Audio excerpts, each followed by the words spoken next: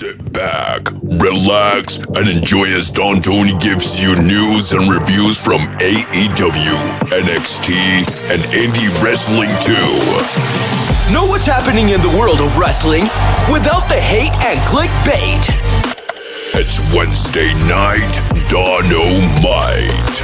And now, your host, Don Tony. All right. Going to get right into this. Happy Wednesday, everybody. It is July 13th. It is Deja Vu for yours truly. I actually, earlier today, recorded the mailbag that will premiere tomorrow. I think I may actually just upload it on YouTube around the mid-afternoon so everybody could get it at a reasonable hour. It's already recorded. It's in the bag. About 90 minutes long. A lot of questions came in. Excellent topic, so look out for that. Tonight, we're going to talk about AEW that just went off the air. It had the good, it had the bad, and it had the ugly. I mean, we tell it like it is. We'll talk about NXT yesterday, which had the good, it had the bad, and it most certainly had the ugly.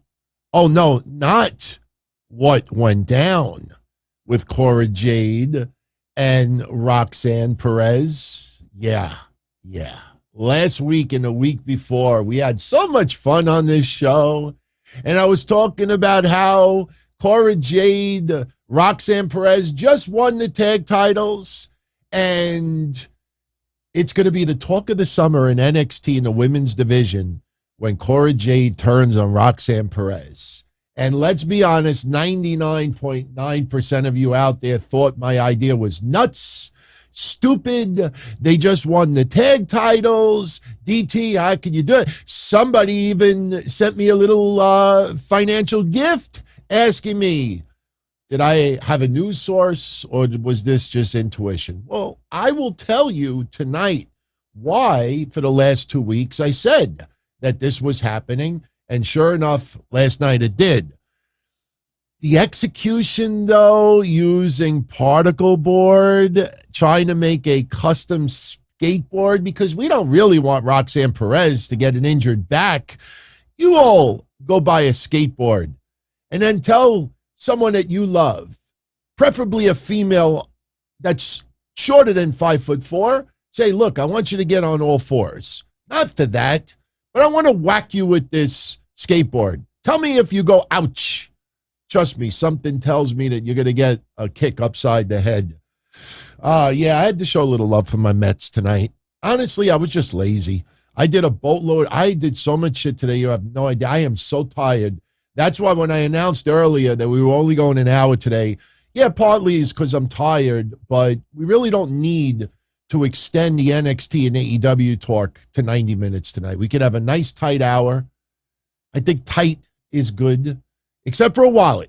You don't want a tight bankroll. But look, we got new AEW tag team champions in Swerve Strickland and Keith Lee. I like it. My only problem with it is I don't see them holding these titles for more than maybe 4 to 6 weeks at the most. And the only reason why I even say it's that long is because you know they're not going to be defending it every single week on Dynamite or Rampage or even be featured other than maybe a promo for the next 2 weeks. So, yeah, I mean, things that sometimes should happen within a month happen in 2 to 3 months because AEW, look, we were joking last week about Athena, you know, and look where that has ended up. I mean, do you feel there's been any progress since the former Ember Moon is signed with AEW? Come on. You know, Thunderstorm won a challenge, the whole women's tag team division. We don't have tag team titles. And we're now revisiting Britt Baker and Jamie Hayter after all of this.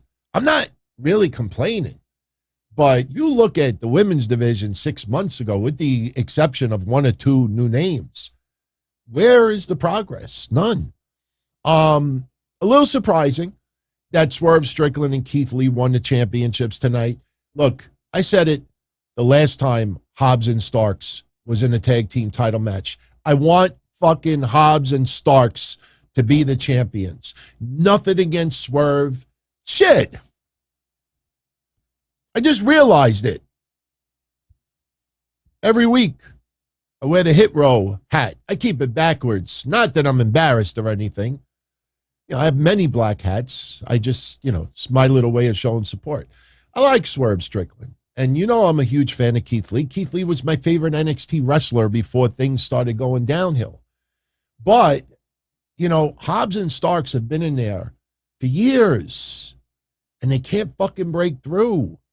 And you could see the fans are behind these guys and they heels. So why it is so difficult to finally feel like you're rewarding people who have been there for a while, who have busted their ass when given the opportunity, who have clawed and done a good job.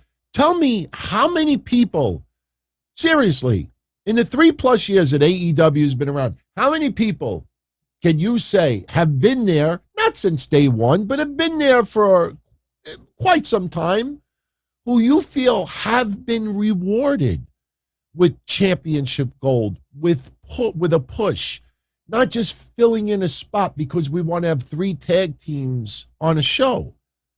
Seriously, come up with 5. Come up with 5. All right? Maybe a couple of TNT title runs. Yeah, possibly. But you tell me, people in the last year who have been rewarded. There's not that many. There's very, very few, if you think about it. So, let's talk about AEW first. By the way, a little tidbit, and I knew this was true. I remember it being talked about a few years ago, and I had to do research to pull it.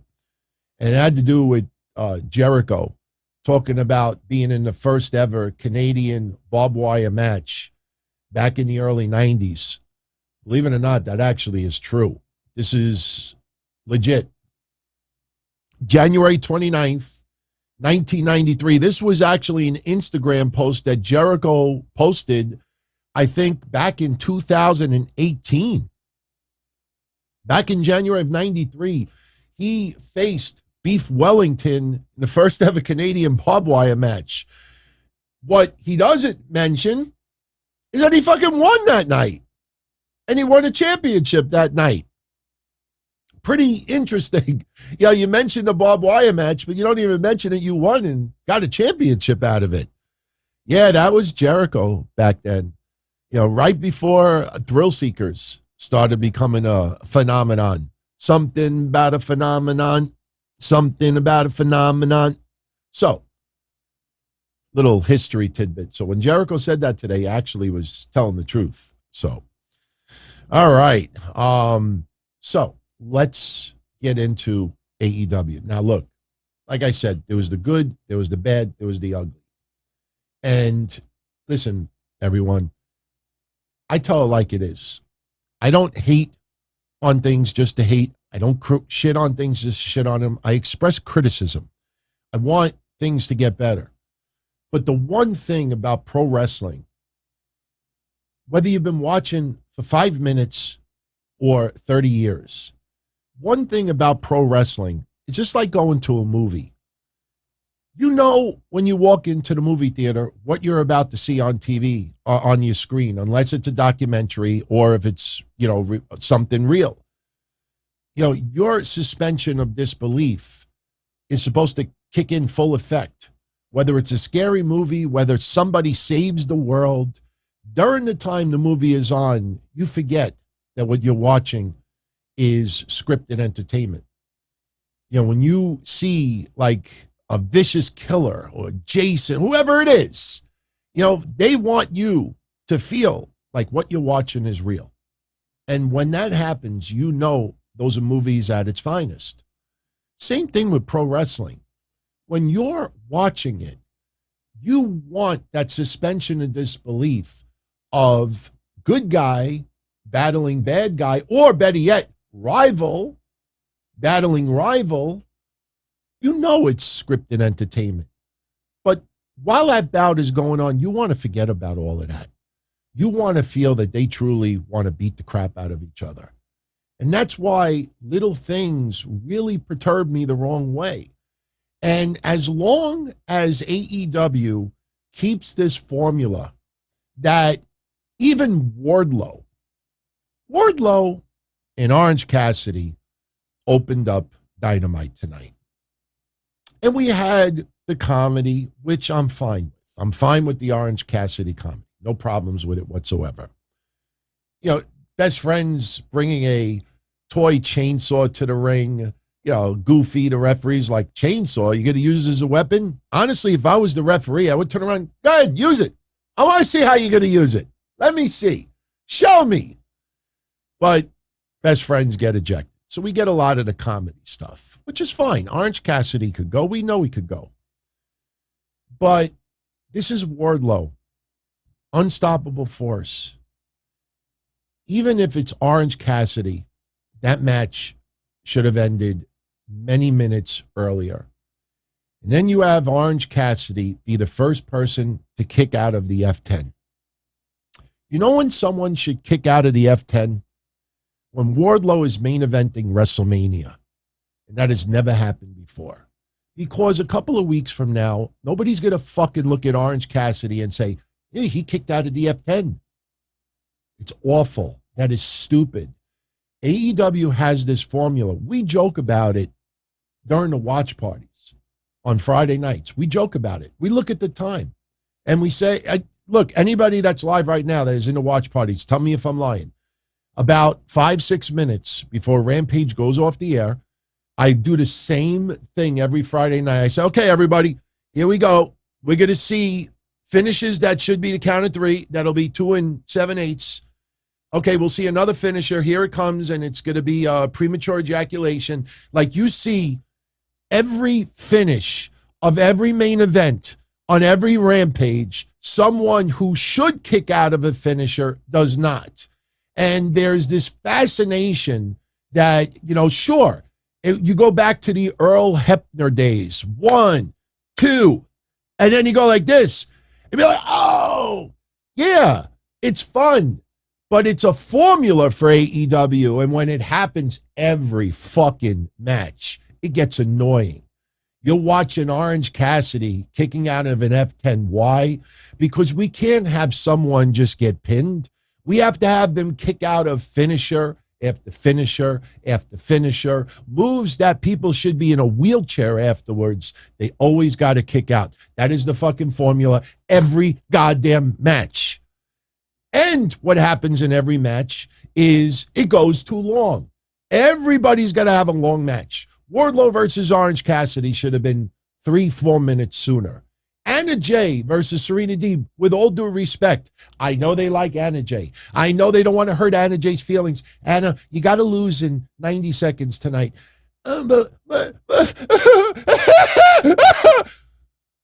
Nobody. You know when somebody loses in 90 minutes, you could hear it in, look, you can never have watched AEW in your life. Never watched AEW in your life. You hear Justin Roberts. You could hear in the tone of Justin Roberts' voice when a match is going to go too long or if it's going to go 90 seconds. Because Justin Roberts would be like, Lucha Phoenix, or Wardlow, John Moxley, it's freshly sweet. But then it was like John Vickers and Leo Strong. You know, that's what it is. Via Russian Bear Country. Roughing it. When you hear his voice, John Moxley and Rob Santana, that's when you know the fucking match is going to end in 2 seconds. Am I wrong? This is a fucking formula every single week. I don't want to feel like I'm looking. And, you know, it's funny. I saw quite a few people write this tonight, and I've seen it before, but I saw it tonight more than I've seen in recent weeks. People are like, I feel like I'm watching the same shit every match. You know, like, match goes on extra long. We get false finish. People got to hit their finishers, kick out, just so the fans could go, or the announcers go, oh! And that's a problem. You know what's another problem? This. Now, I could only show you a couple of seconds of it. Maybe I could show it like this. All right, it's not the perfect video, but I could show you like this. Did you see this move tonight on AEW? You got Ricky Starks, one of the Young Bucks, climbing the rope. All right? Now, I just want you to pay attention to Ricky Starks. Now, Ricky Starks is climbing the rope, and I want to, what is that, Matt Jackson? All right, I want you to look at Matt Jackson while Ricky Starks is climbing the rope. All right? I'm going to hit play. I can only play a couple of seconds. We don't want any copyright issues here, but I want you to just watch this. Just watch what he does. Here we go. Watch. Oh, let me walk with you. Oh, let me walk with you. Look, I'm watching. And you got Swerve Strickland, Matarazzi on the other side of the ring. Oh, let me walk with you. Oh, this looks like fun. Oh, we used to do this in the pool. Look, we're just walking there. And then little comedy father, and these motherfuckers are just standing there watching it. That's not LMFAO. That's fucking not even, that's like ruining suspension of disbelief. I mean, when The Undertaker climbs the rope, the guy that he's holding the arm is usually like almost looks like a zombie. Acting like he's out of it. These fucking guys are walking with him. Walk this way! Awful. And people don't want to fucking admit it. This is niche wrestling. As long as you have that formula that everything's got to go too long, that everybody, except, you, again, just listen to Justin Roberts' pitch, and you could tell who's going to have a too long of a match and who's going to have a very, very short match. As long as you have that formula, as long as you have the over-scripted stuff, it's going to be a niche audience. People want their suspensions disbelieved. They want to feel like when people are fighting each other in the match, they want to feel like they're truly opponents. They don't want to feel like, well, they're making music. Oh, this is an art form. Oh my God, look, they walk the ropes. Oh my God, this is awesome. If you want beautiful, synchronized wrestling ballet, where that nobody in the ring is really fucking foes. They're just putting on an artistic performance. If you want that, I totally respect that. I really mean that. I will never call you out for that. And I do like AEW, but it's things like this that prevents me from going all in. Just expressing my opinion. As long as that's the formula, it'll always be a niche product. Notice that you only pop ratings based on who appears, not what actually happens. Oh my God, we got a surprise. I got to tune in. Oh, we're going to have not just a barbed wire match. We're going to have a barbed wire anywhere match. Because we know that Jericho, what he's going to do and not do. So it's going to be anywhere. And someone else is going to show up as a surprise, But there's always got to be a gimmick, a surprise, a newbie. That's the only way to spark the rating. It's like when I used to compete with old wrestling podcasts like In Your Head and others. When we used to get crazy numbers. Don, Tony, Kevin Castle show. We used to get crazy numbers. We bragged our asses off. Why? Because when you used to click on our channel or our shows, you knew that for whatever length the show was, you were getting the Don, Tony, and Kevin Castle show. You were getting those two guys doing a show. If I'm doing a solo show, you're tuning in for this guy. If you're tuning in to Soup, you're tuning in to Mish, Joey Numbers. You're tuning into anybody out there. When you used to tune into In Your Head and others, oh my God, Bischoff is on. Oh my God, Diamond Dallas Page is on. Oh my God, hell yeah, we got Steve Austin. And the only way they would pop numbers is based on who was appearing, not necessarily the hosts themselves. And as soon as they ran out of guests and they had to keep bringing on Hardbody Harrison or fucking Elix Skipper. You remember the time when you walked the top of the cage on TNA? How does that feel? What'd you think? Did you think you were going to fall? You know, what's up with that Pez head of yours? I always want to like jerk it and see if candy comes out of your mouth. You know? I mean, once they ran out of guests, there's only so many times that you could fucking talk to, you know, Joe Schmuck. And numbers went down. And then, hey guys, you know, I have to take a mental break for a little while, you know. And yeah, some people really do. But, you know, those people, when they realize, you know, they're just spitting in the wind, pissing in the wind, and there's nobody there to get hit in the face, they're out of there. So, Orange Cassidy takes on Wardlow. I didn't like the match at all. Tope Suicida looked like shit. He pushed Wardlow twice into the corner post, and Wardlow looked like a fumbling idiot putting his hands in front of the post. It was very, very scripted. It just should have been comedy, dominance, sign of respect after. You could have some schmuck run down the ring and try to interfere with both of them. Could have been fucking, who could have been? Scorpio Sky. You could have had comedy, dominance, pin. Before we think of anything, here comes Dan Lambert, Scorpio Sky, and the rest of the America's Top Schmucks. And then we forget about the match we just saw. But no, we got to go picture in picture. We have to have Orange Cassidy kick out of an F10. You know, this is not, you know, wrestling cannot be like caterpillars or worms. You ever have a worm, a nightcrawler, or a caterpillar when you were a kid, and somehow you got hold of a knife and you're like, and you cut the worm in half, and you're like, oh my God, look, one is going this way, one is going this way. Look like Mansoor's double penis in his pants on Friday SmackDown. You ever cut a worm in like 3-4 pieces and they're all like still like moving around? You know, you can't have that. You know, that everybody still kicks out and survives every fucking little thing. 5 times picture in picture. You're right, Chaos. So Wardlow wins. Blah, blah, blah. Jericho interview. I'm not standing before you as Chris Jericho. I'm not standing before you as sports entertainer, the wizard. I am standing before you as the living legend and Eddie Kingston superior.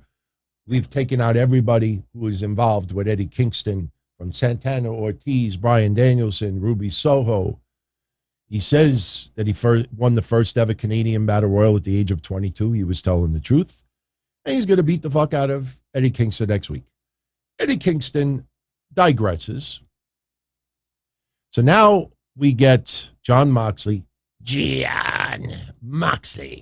versus Konosuke Takeshita. Yes, we pronounce it the way it's supposed to be pronounced. Konosuke, whatever you want to. Look, good match. Good match. He bled. He did probably better than anybody who has battled toe-to-toe with Moxley lately. Is he going to get in the Blackpool Combat Club? Are you going to put Takeshita in there? Are you going to consider it? No. Great match. Good brawl. You know, championship contenders match. By the way, this was the card for tonight. Championship contenders match.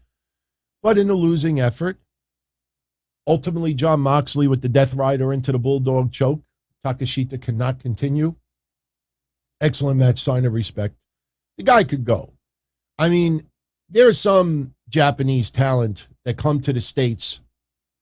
The fans actually start to like and invest. And he's one of them. I honestly have no complaints about him. The only complaint I do have is this motherfucker is on TV every single week. Not even Dark in Elevation. He's on Rampage or Dynamite. Yet, we got other people that are like 66-6 that never get on TV. Case in point. I'm going to say it.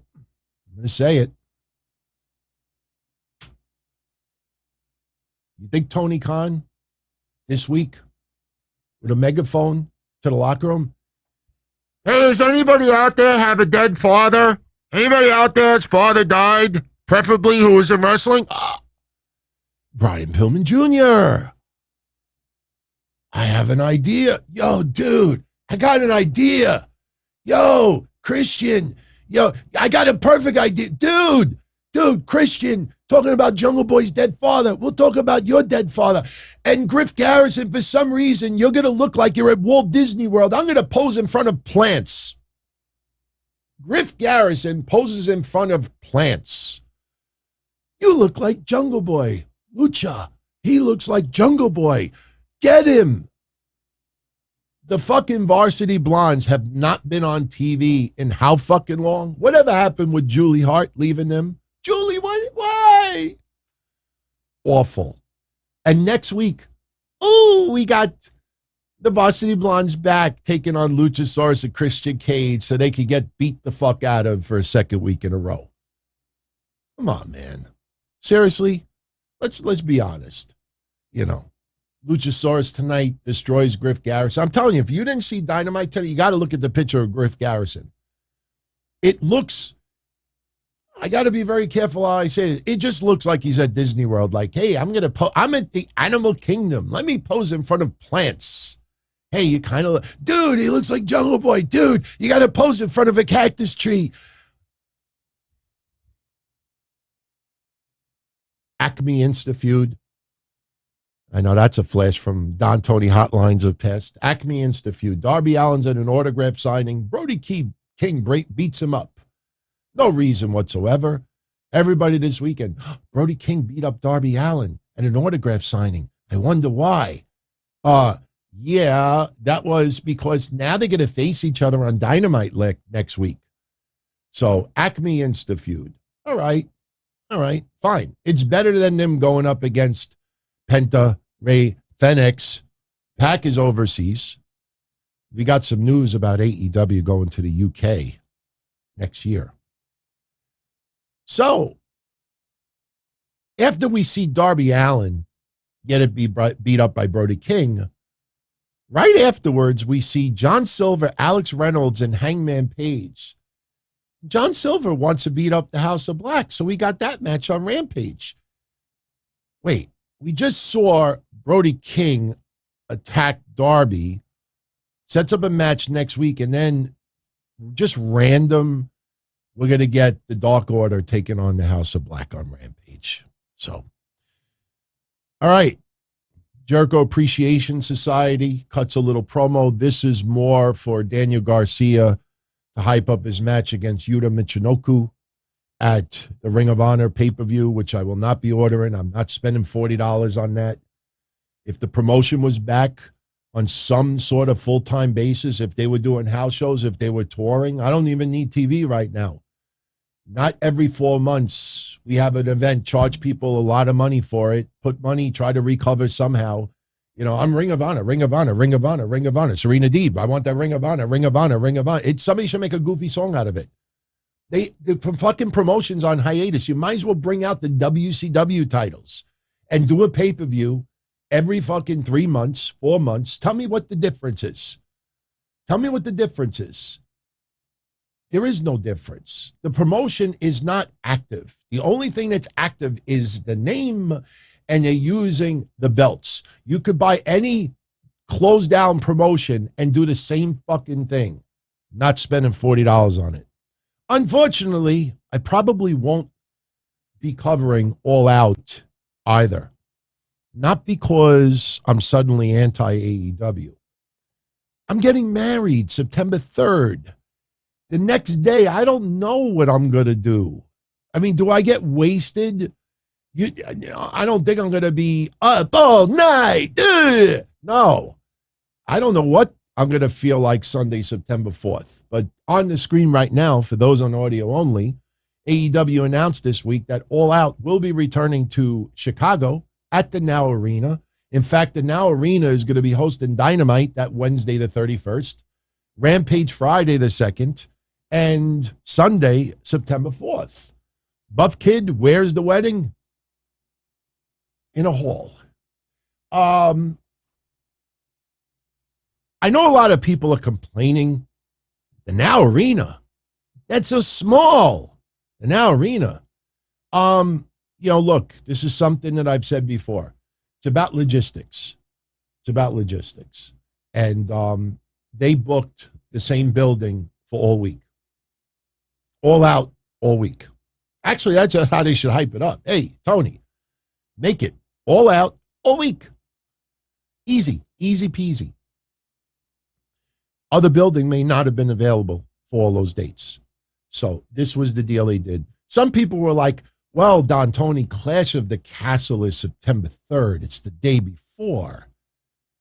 Yeah. I don't really know anyone that has to pay $59.99 to watch Clash of the Castle unless maybe you're attending live and in person. And breaking news, Clash of the Castle is not happening in Chicago. It's not even happening in the United States of America. Most people get it included with their Peacock subscription. So it's not about money. It's about location and, availability. That is why we have All Out all week at the Now Arena. So that was announced. And, I might as well throw this out there now as far as a little news tidbit. Jim Ross was on his podcast, Grillin' JR, on adfreeshows.com. And he was talking about the All Atlantic title. He gave his opinions on the belt, which is fine. But then it led into something else.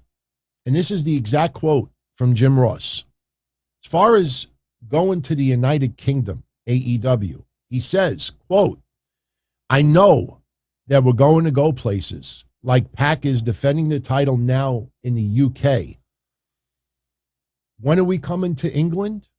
When are we going to do a pay-per-view in England? Well, when are you going to do this? You could bet your ass that it's going to be big. Tony's got great business contacts there. Jim Ross said that AEW will be going to the United Kingdom in the next calendar year. Now, 2022 is out of the question because we're already into the latter part of the year. You would have to announce it, put tickets on sale. I mean, it's possible, but I don't see AEW going to the UK at the end of the year. So Jim Ross says that this is happening in over the next calendar year, which means in 2023, AEW will be in England, the UK. Now, of course, with COVID still wreaking its ugly head and is still going to be around for the foreseeable future, that could obviously hamper things. So if it doesn't happen, I wouldn't hold it against AEW, but they really are working on coming to the UK in 2023. Kevon Lewis thinks it won't sell out in the UK. I totally disagree. AEW, if you look, they have so much top talent. They're going to sell out wherever they go. Period. And look, All Out, September 4th. CM Punk should be back by then. Remember the timeline. Remember the injury. And remember when it happened. We said 3 to 4 months. By the time All Out happens, that is almost 3 months from Forbidden Door. CM Punk should be back by All Out. You may end up getting an AEW title unification match at All Out.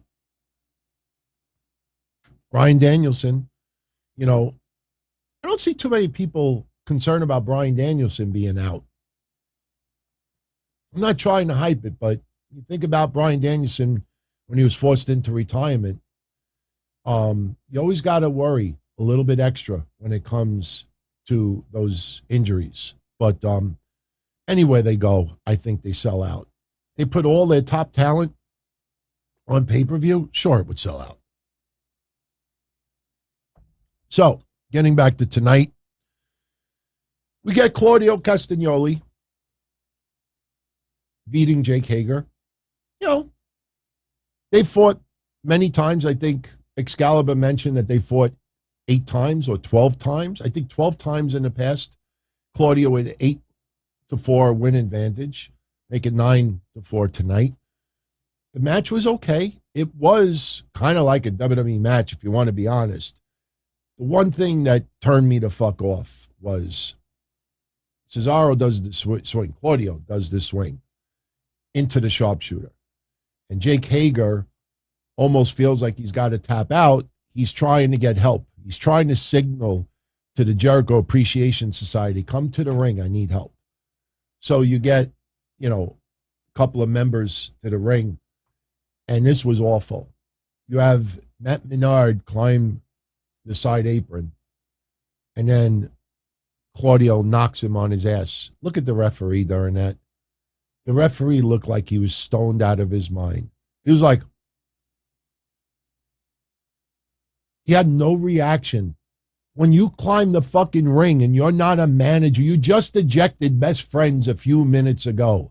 You climb the fucking apron and you're trying to interfere in the match. At least get off your lazy bald ass and fucking like, hey, what are you doing? Get down. No, I swear to God, this was the referee's reaction when he climbed the rope. Looked like Linda McMahon in a wheelchair. And then this was the reaction when Claudio went to hit him.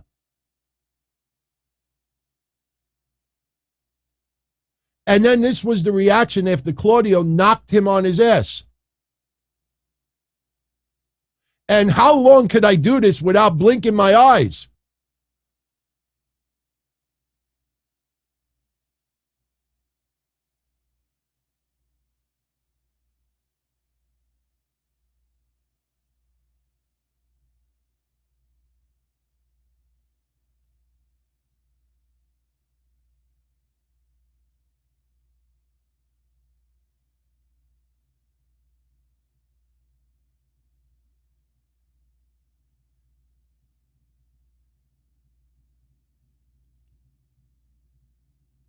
Oh, I can't do it no more. I'm sorry for those in audio only.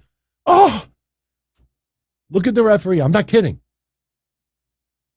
Give me some of that Xanax. What the fuck were you on? I mean, come on, man.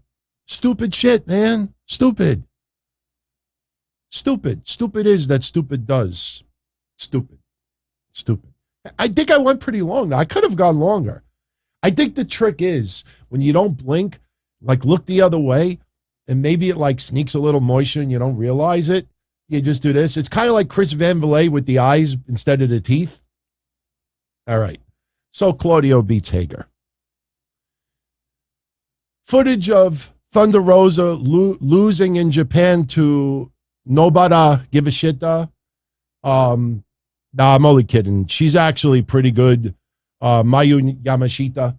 If you've never seen her work, go on YouTube. She's actually wrestled in the States before. She came in 2019, and a lot of people took notice in her work. She won with a fruit roll-up with Thunder Rosa, so now she gets an AEW title shot. She's coming to AEW for a little while. She will be booked on other shows as well. She's actually pretty good. Mayu Yamashita. She's an up-and-coming star. She's not, legend, veteran or anything, but she's pretty good. And, she had a decent match with Thunder Rosa in Japan. So Nobara Give a Shit is not her real name. So just Don Tony being a dick. Serena Deeb versus Anna Jay. We knew the outcome. You're not going to have Serena Deeb go into a Ring of Honor pay-per-view. And who had this? Okay, this was pretty funny. I saw this come in right before we went live from Lascelles. Dude! You had me laughing from what I said last night in NXT. Yeah, last night we were talking about like how everybody comes out to interfere right after matches end. It's like we were joking on Monday with AJ Styles. He tells The Miz, could you just shut up? Styles, you let him fucking talk for 5 minutes. After he's done, you tell him to shut up? Seriously? So yesterday we were joking. I might have even said this Monday too. I said, yeah, you see what's going to happen. Serena Deeb's going to beat the fuck out of Anna Jay. And as soon as the match is over, run, Forrest, run, Mercedes, run. And she runs down to the ring to make the save. It happens every fucking match. As soon as somebody went, go. Could you imagine, especially if Tony Khan has been up for more than 18 hours and he's on no-dos? Could you imagine him in the back? Go. All right, so Mercedes Martinez, now this is getting a little wacky. Mercedes Martinez comes out, makes a save. Somebody pointed out, yeah, Anna Jay, you're right, Steve Joseph. That was her hometown. What does that mean? She should have lost in a minute. No, we got to go picture in picture. You know, Wardlow as this unstoppable force. We have to feel like he's an unstoppable force. Not that Orange Cassidy could take him for 12 minutes. When you have Serena Deeb and she's trying to be a viable threat for Mercedes Martinez Ring of Honor title, you want to feel like somebody is dominant. When somebody like Anna Jay could take her to a limit, you know, I mean, that's not very good. You want dominance. And that's what is missing so much in AEW. Record is not just dominance. Somebody could be 38-2. You say, well, that's dominance. But if that 38-2, if you take away Elevation and you take away Dark, and then you see the matches on TV, and every match has got to go 11 minutes, and you're pretty much winning by the skin of your teeth. You think Moxley should have gone that long with Takashita earlier? Does it feel like anybody at any time could beat Moxley with matches like that? I mean, you got people saying fight forever. No, you want your fucking favorite to win and win significantly, have a significant win. All right.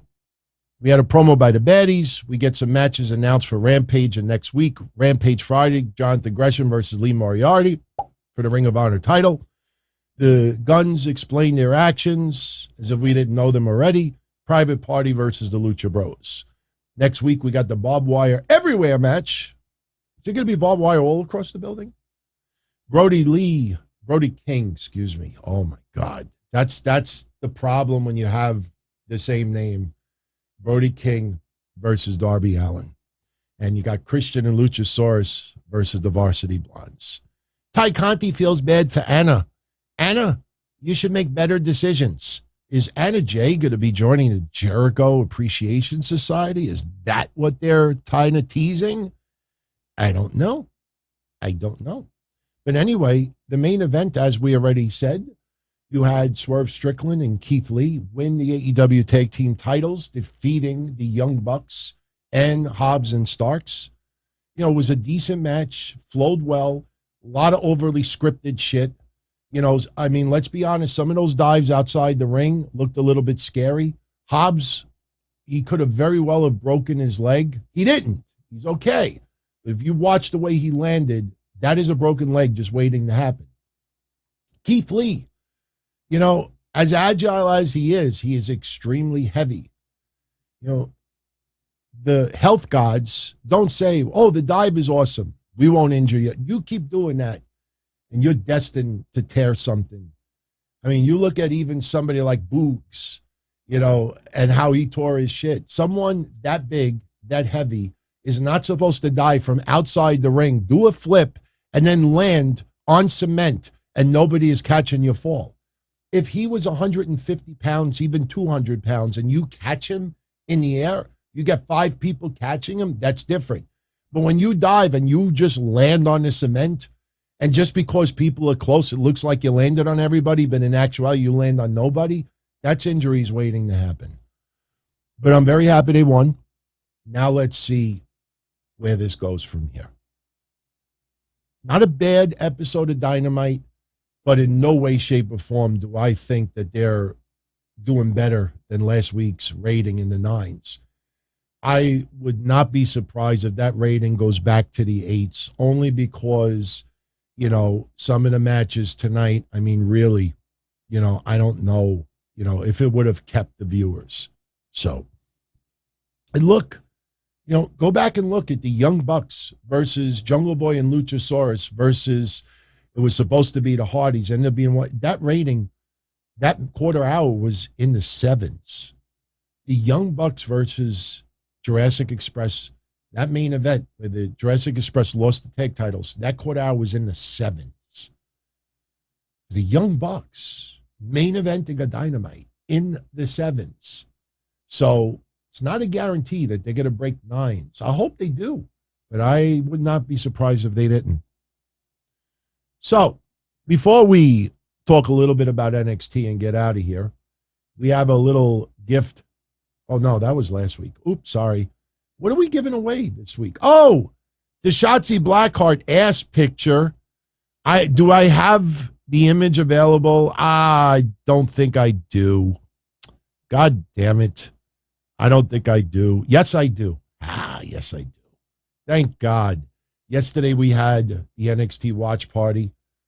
As Corey Graves said Monday, Carmella is a badass with a nice ass. I think Shotzi gives her a run of her money.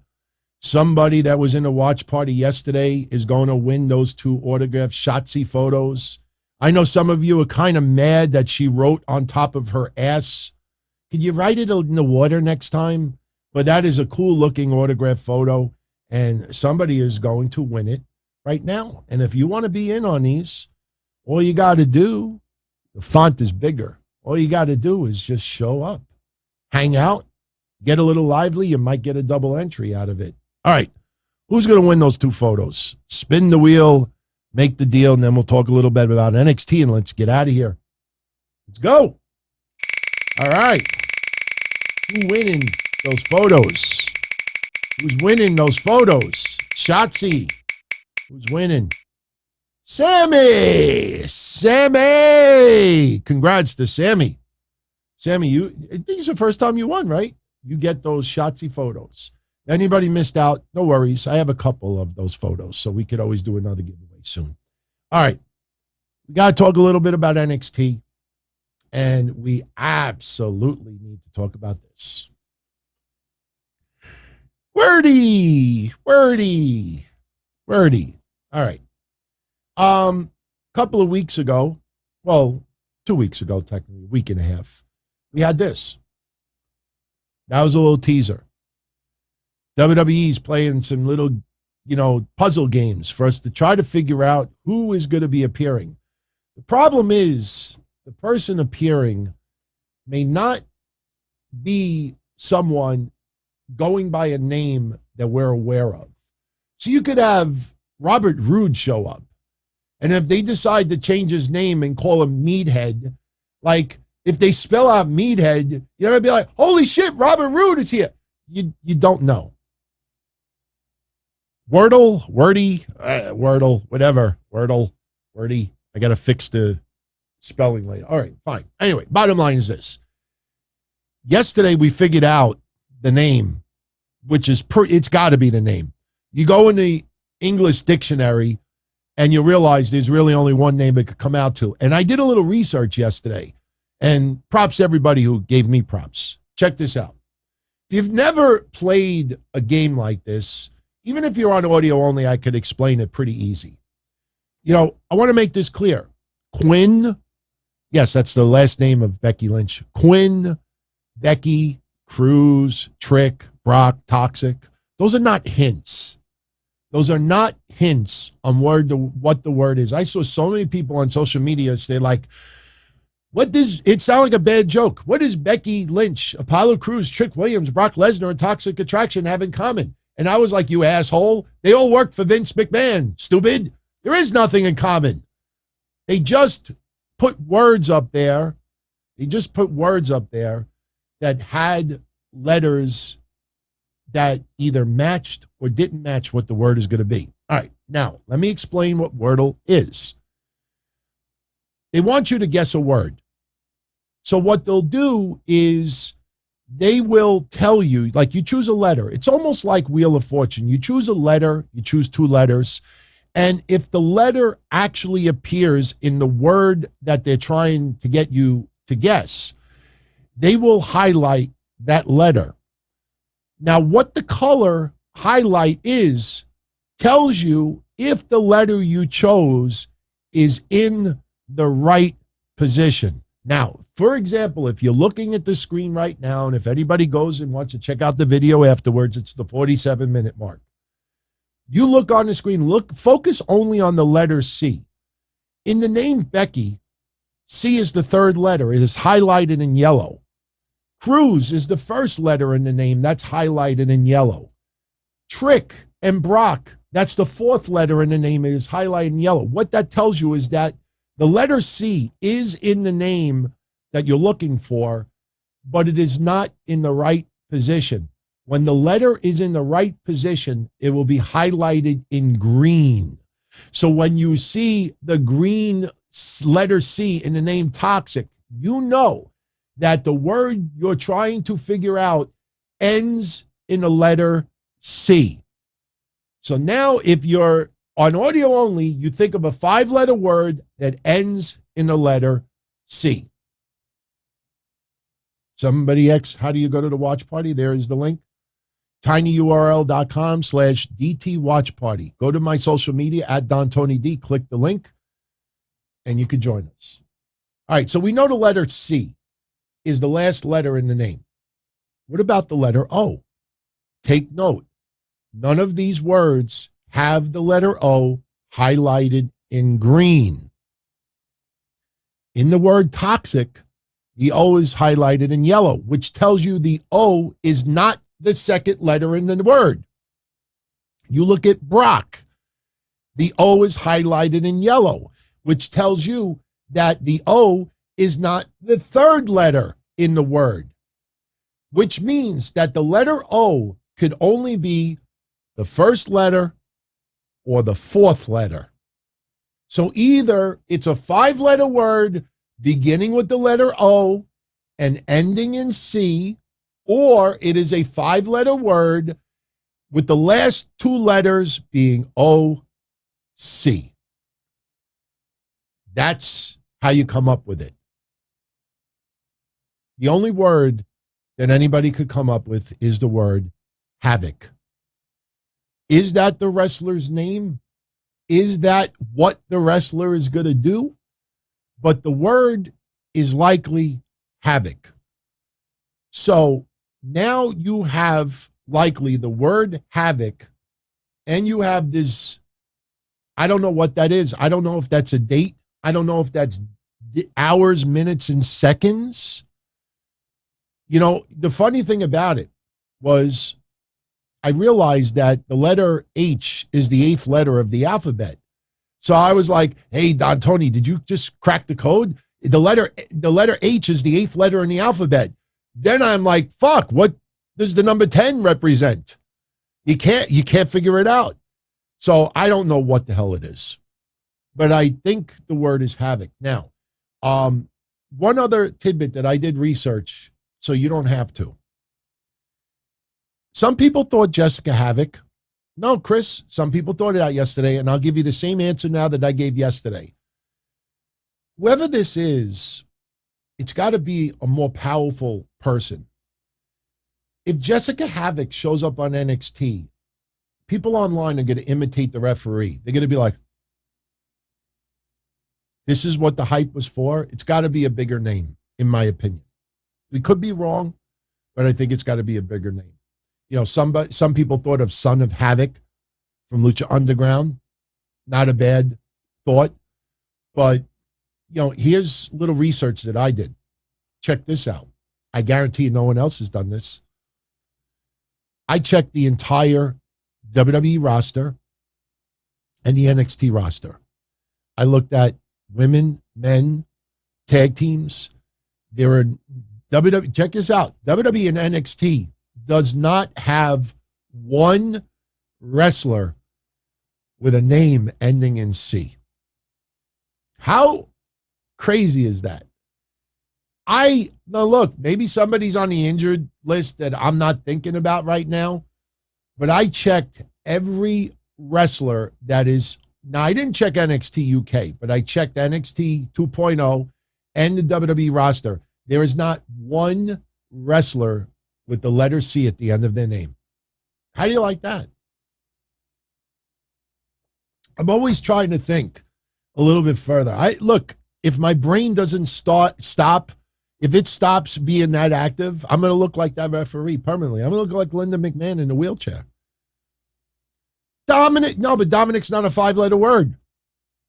Dominic is not a 5-letter word, John. We're talking about 5-letter word here, ending in C. There's nobody. There is absolutely nobody. So, pretty cool. Pretty cool. All right, so we will see. We will see. Now, matches from yesterday. Giovanni Vinci. Apollo Crews, your kids can't be too proud of you. He cuts the promo last week, which should have been the week after he made his NXT return. My kids didn't even watch me on WWE television anymore, but now I'm back in NXT and they're so happy and they watch me every week. Yeah, they watched you in a diner. They watched you have one fucking match. Now you had 2 matches and you lost because Zion Quinn got involved in the match. Giovanni Vinci beats Apollo Crews. Tatum Paxley beats Caden Carter. The underappreciated Buttock. Sanga over Duke Hudson. Sanga still wearing the Goldberg outfit with the white Sharpie with SG on his boots. You'd think after all this time, the motherfucker would have gotten it nice and stitched. You mean to tell me you don't have anybody that could stitch it for you? There's no marks out there. There's no rats, in the, stitching world. Like, can you stitch SG on my boots? I don't know. It's just like white Sharpies. It looks cheap, man. It's not like this guy just became a wrestler. He's been around for a while. And Duke Hudson, man, I don't know what you do about Duke Hudson. It just seems ever since they released, what the fuck's his face? Oh, my God. Dexter Lumis. And then, Persia Pirata. I mean, Duke Hudson he's just there. Some people think since the Jake Atlas thing, no, I think it's much, much before that. They gave him the match with Braun Breaker, which was cool. But other than that, I don't know what the hell you do with Duke Hudson. I feel bad for the guy. He's got the look. He's got the talent. I don't know what you could. Maybe you make him be part of Chase University. Seriously. I'm fucking such a fan of Andre Chase right now. And we pop when we're in the chat room. All right, here comes the cursing. You motherfucker. Andre Chase cursing is like one of the funniest things. And look at me. I'm in my 50s and I'm still popping when people curse. Solo Sikoa and Von Wagner battled to a double count out. The battle yesterday that would not end. You have women in the back. Hey, look at my nails. Do you like the color of my nail polish? And then they show up brawling. It just would not end. And you got some goof. 10, 15, 20 minutes later, the match is over. The match is over. Stop. The match is over. Indy Hartwell over Last Legend. This was kind of caca's. Indy Hartwell, I hope she didn't injure herself. Basically, Last Legend was looking in the corner and you see flames. And, apparently Alba Fire had her basketball.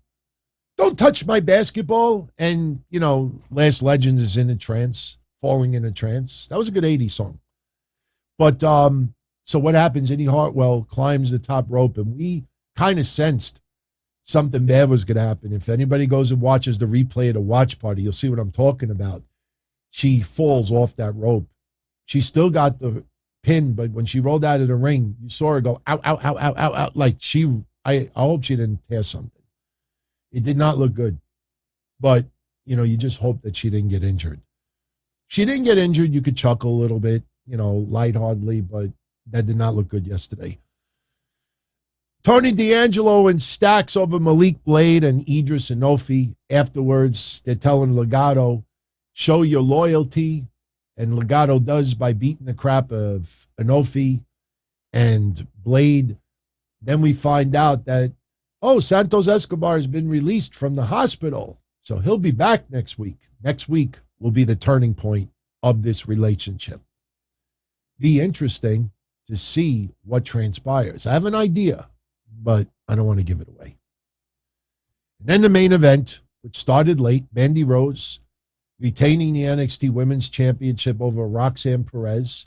Early in the show, they had Roxanne Perez. The cameras found her laid out. And during the show, they were teasing who attacked Roxanne Perez. Now, the sad thing about it is, suspension of disbelief, obviously, but everybody becomes blind when they get attacked. I know it might have the wrong impression, but, pretend this is like, they could have stole the Dyad hood. Nah, I'm not going to use props tonight. They could have stole the Dyad hood.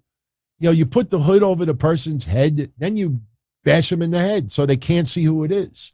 Everybody gets attacked from behind. If I got attacked from behind, even if it hurt, I'd be like, what the fuck are you doing?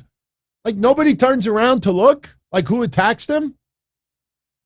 It would have been great if Roxanne Perez said, whoever attacked me wore a Rey Mysterio mask or something. But nobody ever sees their attacker. So during the night, people are denying that they had anything to do with it. Nikkita Lyons, toxic attraction, and blah, blah, blah, blah. Cora Jade says, hey, I'll step up. I'll lay out Mandy Rose. Toxic attraction comes down to the ring. We don't see Roxanne. Instead, we see Cora Jade. We think we're going to get Cora Jade versus Mandy Rose instead. And I thought to myself, oh, if Cora Jade were to win that belt, that would be pretty fucking sweet. But no. We got to see what I've been saying for the last 2 weeks. Cora Jade has got to turn on Roxanne. And for the last 2 weeks, you motherfuckers are like, that makes no sense. Have you paid attention to Cora Jade's social media? I was talking about this on Patreon yesterday. You looking at the badass photos that she's posting when she's not dressed up for NXT? She is a badass bitch just waiting to break the fuck out of NXT. I've sensed it. Now, to the gentleman who said earlier, who said this?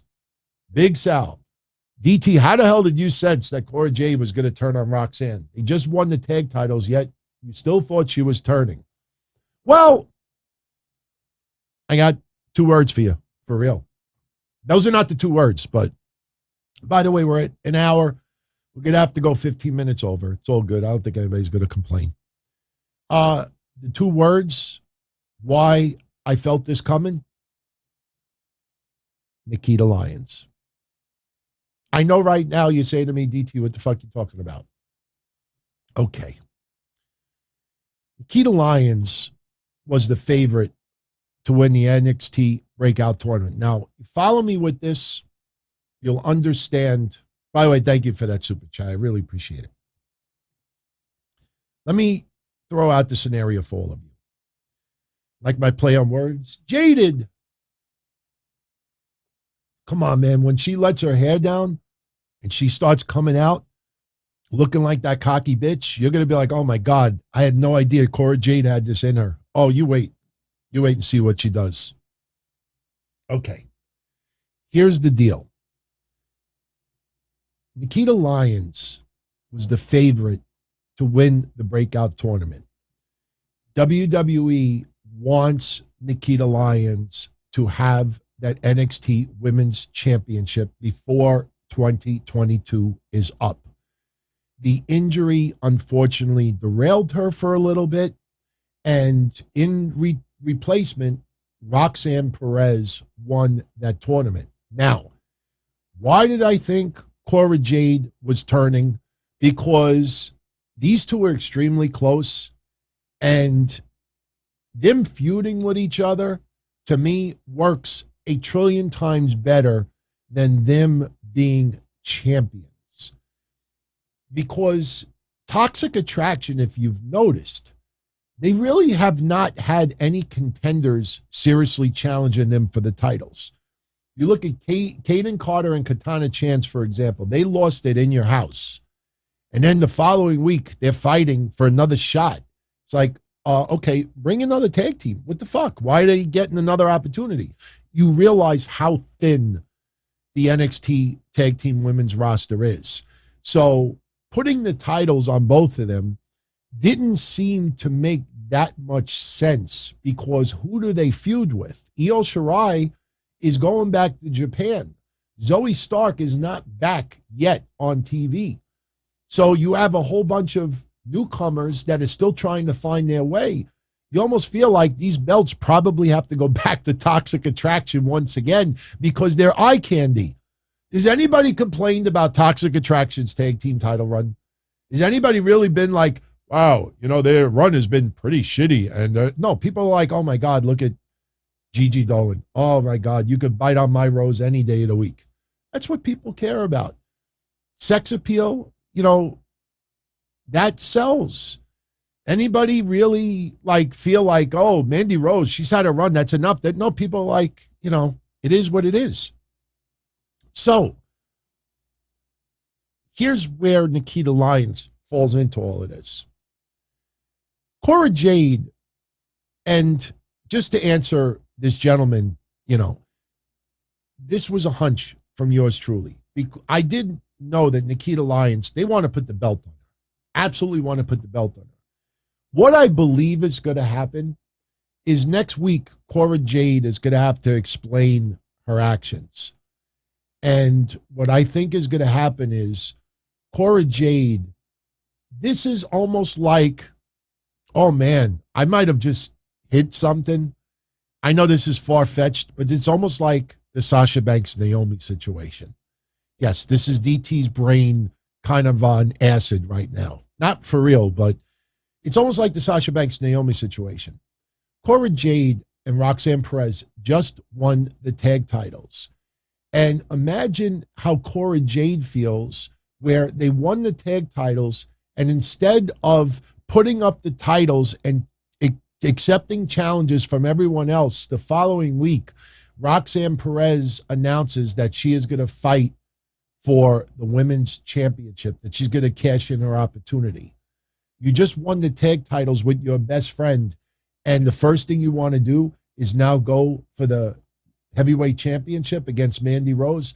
That is the only scenario I could see, that, you know, you didn't care that much about the tag titles. You're caring about yourself. It's selfish. You know, do I think it's a direct shot to Naomi and Sasha? No. But I could see how people could, you know, say, oh, are they taking a shot? But the deal is, by having Roxanne Perez and Cora Jade feuding with each other while they're champions, one or two things will happen. Either those titles will be stripped, which I know. I don't want that to happen, because you see what's going on with the main roster's tag titles. It's like, what the fuck? They could also be forced to defend those titles even though they do not get along. We have had teams like that before. Not on the level, I wouldn't put Cena and David Otunga on that level, but we have had people who did not get along, who were feuding kind of, that were tag team champions. Another scenario is that Cora Jade intentionally loses those titles, attacks Roxanne, walks off, lets her get the shit knocked out of her, and the titles are dropped. That would make no sense, because why would Cora Jade not want to be a champion right now? Edge Benoit, good one. Angle Benoit, good one.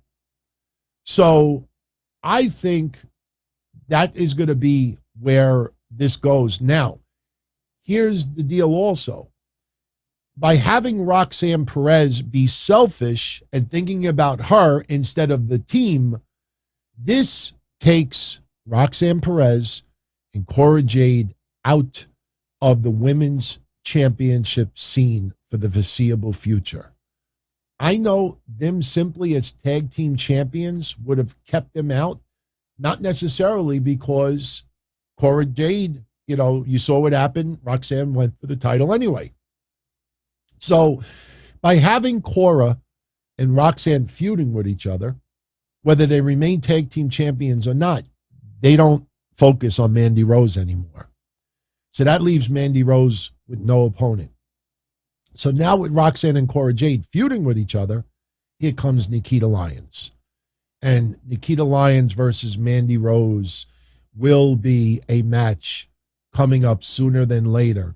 And Nikkita Lyons could very well end up winning that NXT Women's Championship. And she will be the focal point. And if you look at a lot of the women coming up on that ladder, quite a few of them are heels. And you know, Natalya could show up at any time. You could have somebody else from the main roster show up at any time. You got Mandy Rose that is still there. I think Mandy Rose is going to be back on the main roster before you know it. Mandy Rose is definitely an asset for the main roster. Just right now with that scene, it's very, very, it's very deep. Mandy Rose is not going to leapfrog a lot of the women that are on Raw and SmackDown right now. But they go to the main roster. If Toxic Attraction goes to the main roster, I think it's still too soon, but that could very well happen. So this feud takes the focus off of the tag titles a little bit, because they're not going to be defending it as a cohesive unit. them feuding with each other takes the focus off of them and Mandy Rose. Here comes Nikkita Lyons. So that's where we see this going. That's where we see this going. So I like it. You know, I don't know. I just had that weird feeling about it. You know, I get those once in a while. I get these weird vibes, and I'll throw out an idea, and people will be like, "No, that doesn't make sense." And then it happens. So, all right, let's start bringing this home, everybody. Next week, I think Private Party, Pretty Deadly are going to win those NXT UK tag titles, and they'll be back in England.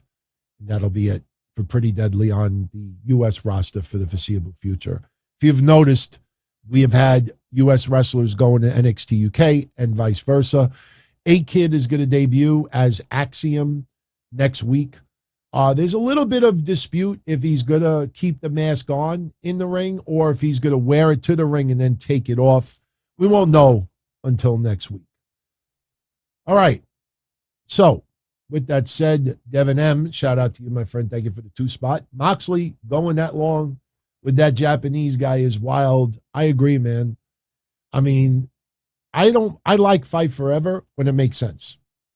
When it makes sense. When it's two people that I am rooting for pretty evenly, yeah. And then some of my favorites, let them battle all night long. But Moxley should have won significantly. You know, what does that say about Moxley that everybody he fights has got to take 15 minutes? What does that say about Wardlow with a comedy guy that he has to take that fucking long, and then the comedy guy kicks out of an F10? Can you imagine if Wardlow was in WWE and he was that dominant? You would see nobody kick out of the F10 until it was a WrestleMania main event match. And then everybody would have that look on his face, like that guy when The Undertaker lost. You have everybody ringside, like with those beady eyes, like, just kicked out of the F10. Some random fucking guy in jeans kicks out of the F10. That says it all. That says it all. Just so the crowd could be like, oh, 2 count. All right. King of Games 405. Thank you for the 5-spot, my friend. When do I think is the right time to bring back MJF? Now. Don't let it overshadow CM Punk. CM Punk's going to be back sooner than people realize. You know, All Out is less than 2 months away. I should know, because every day I'm like, oh my God, 50 days left and I'm getting mad. So it's the day before. So trust me, I'm counting down the days just like everyone else is counting down the AEW. So you need MJF back on that TV. The question is when, where, and how do they do it? But I will continue saying it. As long as Tony Khan never publicly rips MJF and shoots down that type of unprofessional behavior, you realize it's storyline. Or Tony Khan is an absolute pussy, petrified of MJF, which I don't believe is true. It's a storyline, and because he's not a creative booking genius that is a veteran, you know, he doesn't know how to fuck to answer this stuff. So I don't want to talk about it. Every time he's on Busted Open, I would be grilling him with that. What's up with MJF? I don't want to talk about it. I don't want to talk about it. That's pretty much what it is. Guys, I don't want to talk about it. I think you all understand what I mean by that. All right. So that is it. Supers. So we're going to get out of here in about two minutes. DT has the WrestleMania Day counter. Yeah, I do. I actually have a counter inside.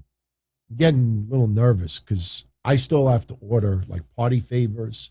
I realized today I didn't get anything for the best man. I didn't get anything for, I only have 3 people in my wedding party. I wasn't even going to do a wedding party, but I don't know.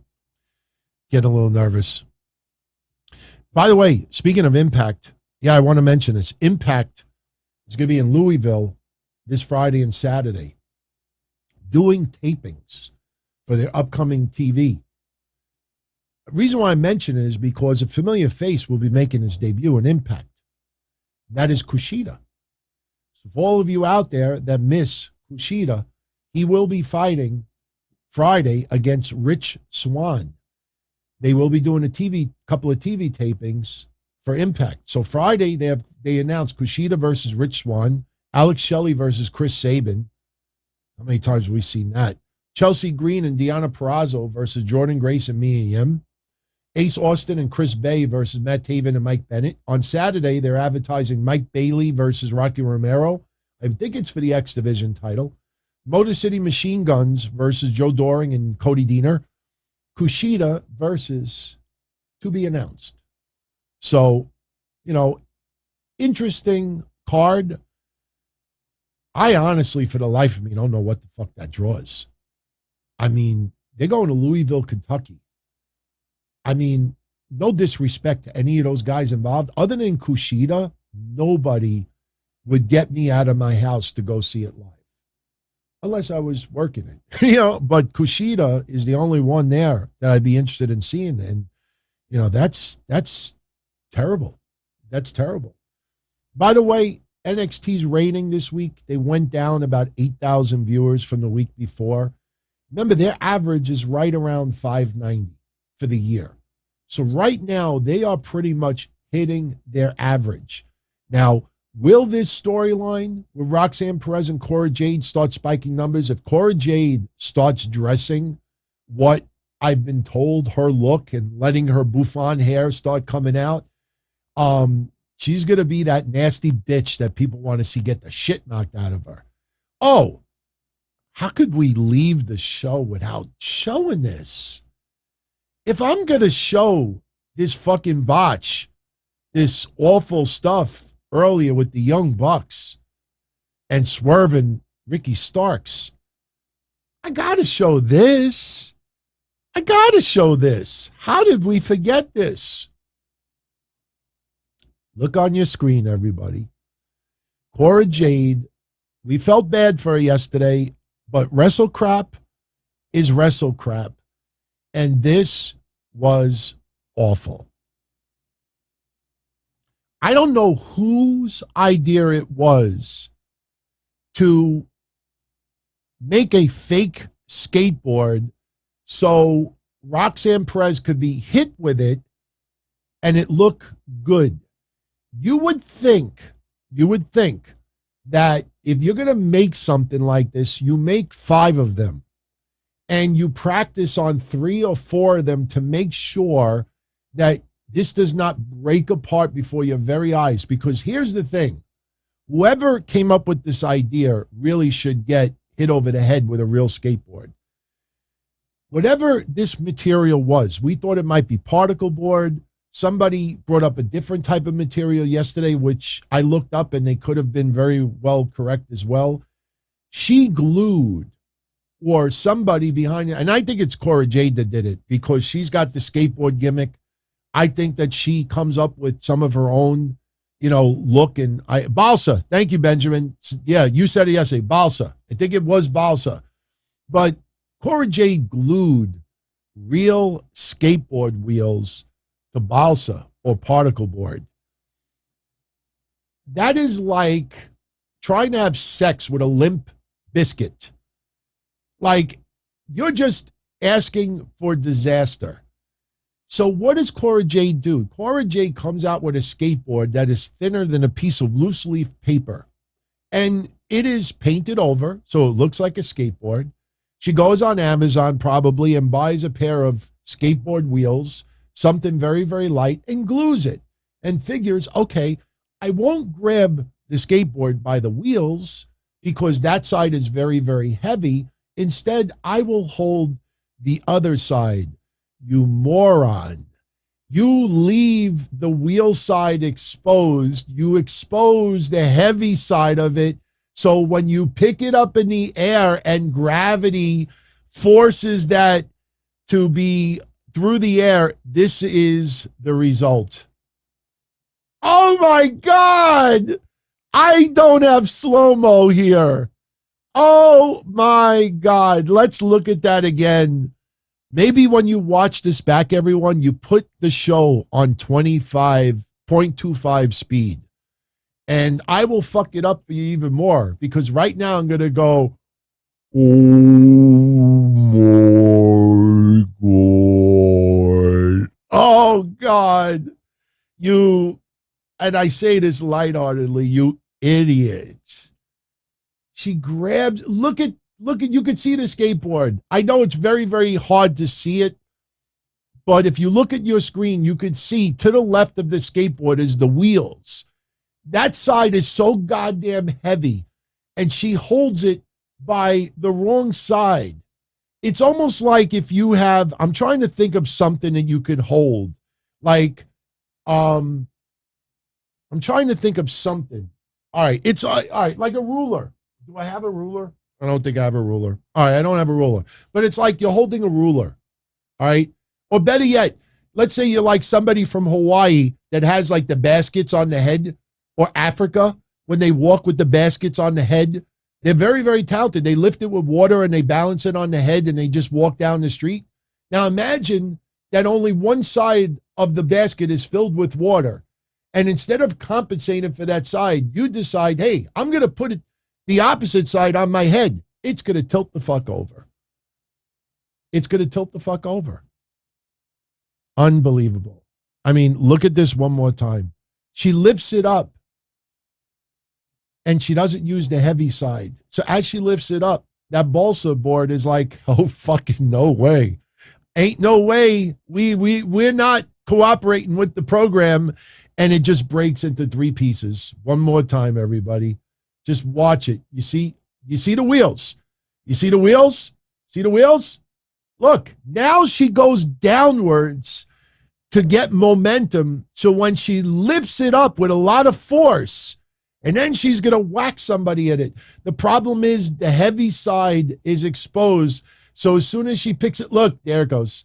The wheels are like, see ya. See ya. Don't want to be ya. Unbelievable. So she's left with the limp biscuit. Oh, look at that. Oh, you. Oof. Oof. Is that oof? Oof. One more time, everyone. One more time. Now, there are wheels on the opposite side. There are wheels on the opposite side. She grabs it by the middle, which is the weakest part of the entire board. So she lifts it up. Look, she's got it. There it goes. There it goes. The wheels are just like, I'm out of here. I'm out of here. Boom. Boom. Yeah. I felt bad for her. I'm a Cora Jade fan. I mean, that shit could happen to anyone. But that's an example of somebody that did not practice it beforehand. You start playing arts and crafts instead of using fiberglass. Skateboards are like fiberglass and stuff. I could crack a skateboard against a wall, and that shit ain't breaking. That shit hurts. So I don't blame them for improvising. But if you're going to go buy particle board or balsa, and you at least fucking say, will this hold up? Gee, will this hold up? Unbelievable. Arts and crafts. I'm tempted to buy some balsa and turn it into a skateboard and glue some wheels on it and do the very same thing. I'm tempted. Should I do it? Seriously, it only cost me about $10. I'll go on Amazon tomorrow. Fuck, Prime Day is over. I'll go on Amazon tomorrow. I'll buy some balsa. I'll cut it into the shape of a skateboard. Maybe we'll put like contact paper over it, draw some lines, and I'll glue the wheels to it. And I'll pick it up. With my luck, though, the wheels will probably break the fucking camera that's looking at me right now. I think we should do it, seriously. Maybe I'll do a video of just making the skateboard. So, we'll see. I know, with my luck, the wheels will go flying and either clock me in the head, break a light, break the camera, break my window, hit something in the back. And trust me, a lot of that shit in the back, I glued it 2 years ago. And the glue is starting to not cooperate anymore. So every so often, I hear like things falling down. So, all right. I know. We end up going a little bit later. It's okay. Once we go live on Pro Wrestling TV, and I am available supposedly in 155 million homes because I will be live on their linear channel. When that happens, then I got to be very, very strict with time. if it's an hour, if it's in 90 minutes, whatever time we advertise, when it comes to the end, it's got to come to the end. So I don't have to be extremely strict right now, but we definitely have to start paying attention to it. So, but yeah, Pro Wrestling TV, a lot of you probably still not aware, we are the #1 show on there. Video on demand, we are the #1 show. We have beaten everybody, which either means we are doing a damn good job or everybody else is sucking balls. And believe me when I tell you, I know the behind the scenes about Pro Wrestling TV. They are on some kick-ass momentum right now. So it is definitely not people doing bad. It's just the shows have caught fire. And I'm getting emails from a lot of people that never heard of my shows before that said, hey, caught you on Pro Wrestling TV, never knew you existed. And I'm like, oh, that's pretty freaking cool. So, Twix, don't go there. It's not necessary. You know, I have no angst against anybody out there. You know, at my age and with everything going on, like the shirt I wore Monday, grab life by the meatballs, just have fun. You know, it's no longer, I know some people find it hard to believe, but it's no longer about pissing off the haters. It's about everybody having a good time. And that's the way it's going to stay here. Yeah, we may have to address with someone here and there. That's just human nature. But right now, no ill will, no angst, just having a good time. That's all that matters. So, all right. I'm going to jet out of here. I hope everybody had a nice night tonight. Hope you enjoyed AEW, NXT. Hope you enjoy the rest of your week. Now, some very important schedule notes. Tomorrow, Thursday, you know, every other week now we're doing a mailbag. Every 2 weeks you'll see a mailbag. And you'll have the opportunity. You can email me questions. You can email questions now, dontony@dontony.com, and I will definitely get it ready. We will do a mailbag every other week. It will be on Thursday. I already recorded it today. I did 90 minutes. So I'm going to release that tomorrow, probably around 12 noon, between 12 and 1 p.m. So this way, my international friends that may want to tune in, some excellent topics. Very interesting about David Benoit saying that he's working on it with WWE to get his father in the Hall of Fame. I had some very interesting comments about that. There was some very, very good topics. I mean, you'd be very surprised in how good this mailbag was. And it's all your questions. So you got that tomorrow. Now, remember, Saturday, the Don Tony show is not airing Saturday night. I have an engagement party to go to. Not mine. You know, some people thought I was going to my own engagement. I'm getting married too much. You don't do an engagement party 2 months before. I'm going to someone else's Saturday. Pictures will be taken, so you'll see it. But I'm going to do it Saturday morning. So you are sort of getting breakfast with Blassie Saturday morning. We will do a little vintage breakfast with Blassie. I was thinking about taking the old audio and splicing it over, you know, and do it, but it might be a little bit too quick, too soon to do that. But Saturday morning, 10 a.m. Eastern, I will be here live with the Don Tony show. So if you're up Saturday morning and you want to spend a little bit of your morning with yours truly, check it out. We will talk about Sasha Banks. She was announced today for C2E2. Now, what a lot of people need to understand is that is a sci-fi comic book convention. And with her, with Star Wars and everything else, you know, I know a lot of people are convinced she is done with WWE, and I kind of believe that as well, even though it's not been made official yet. I will say this. By the beginning of August, we will know 100% if she's gone. Because every single person that's going to pay $90 to take a picture with her or $70 to get an autograph, you know she is preparing herself. They're not going to be like, I loved you in The Mandalorian. Who was your favorite opponent? No, the first words out of their mouth is, are you still with WWE? Are you gone? Like, what's going on? She better be prepared for that. I guarantee you're going to see people dressed up as R2-D2 or fucking Stormtrooper. And they're going to walk up to her. Are you gone from WWE? Why am I covering my mouth? Like hygiene. It'd be like Darth Vader. Seriously, I'd wear a Darth Vader outfit and go, oh, are you gone from WWE? Oh, did Vince ever grab your buttocks? Oh. She's going to be asked that 1,000 times. And you know somebody's going to be there with a camera phone. So be prepared with all the sites. You saw it here first. Sasha says she's gone. So by the first week in August, we're going to know because that's when C2E2 happens. But remember, this is comic book sci-fi. She's the Mandalorian. So she's there for more than one reason. But yes, those are the prices. $90 for a Polaroid, $70 for a signed photo. And I think if you want the photo emailed, it's another $10. Let that sink in. We'll talk about it Saturday morning. As far back as I can remember, I always wanted to be a podcaster. For me to live any other way was nuts. To me, those goody-good people who worked shitty jobs for bum paychecks and took the subway to work every day and worried about their bills were dead. I mean, they were suckers. They had no balls. If I wanted something, I just took it. I ran everything. I paid the bills. I paid the host. I even paid the masked maniac. Everybody had their hands out. Everything was for the taking. We always called each other good fellas. You would always hear from somebody. You're gonna like Don Tony. He's all right. He's a good fella. He's one of us. But if you're part of my crew, nobody ever tells you they're gonna get rid of you. It doesn't happen that way.